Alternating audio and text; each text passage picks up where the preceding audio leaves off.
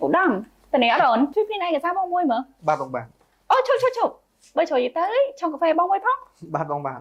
Ủa đầm chui cho dạy bạn bông tình mở. Ba bông bạc sao từ giỏi bông.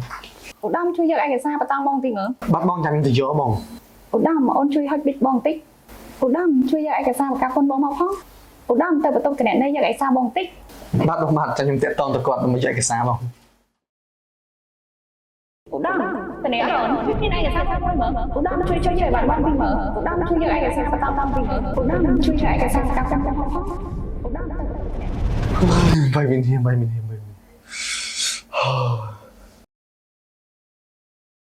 ដើម្បីអបអរសាទរខួបលើកទី114នៃទិវានារីអន្តរជាតិខ្ញុំបាទសូមផ្ដាំផ្ញើសារទៅកាន់បងប្អូនទាំងគ្នាឲ្យចូលរួមគោរពនិងឲ្យតម្លៃស្ត្រីព្រោះថាបរិសុទ្ធនិងស្ត្រីមានសិទ្ធិស្មើគ្នាពួកយើងរស់ក្នុងផែនដីតែមួយពួកយើងចែករំលែកមហាសមុទ្រតែមួយពួកយើងចែករំលែកព្រះអាទិត្យតែមួយដូច្នេះពួកយើងទាំងអស់គ្នាអាចធ្វើអ្វីបានស្មើគ្នានឹងខ្លួននៅក្នុងពិភពលោកក៏មានសន្តិភាពដូចគ្នាចុះចាំថាបរិសុទ្ធស្ត្រីគឺជាមានសិទ្ធិអំណាចក្នុងការធ្វើការងារមានសិទ្ធិអំណាចក្នុងការចូលរួមស្ម័គ្រចិត្តដើម្បីអភិវឌ្ឍប្រទេសជាតិយើងឲ្យមានការរីកចម្រើននិងសុខសន្តិភាពហើយអ្វីដែលសំខាន់នោះគឺថ្ងៃពុទ្ធវិញ្ញាណនេះដែរគឺសូមជូនពរទៅដល់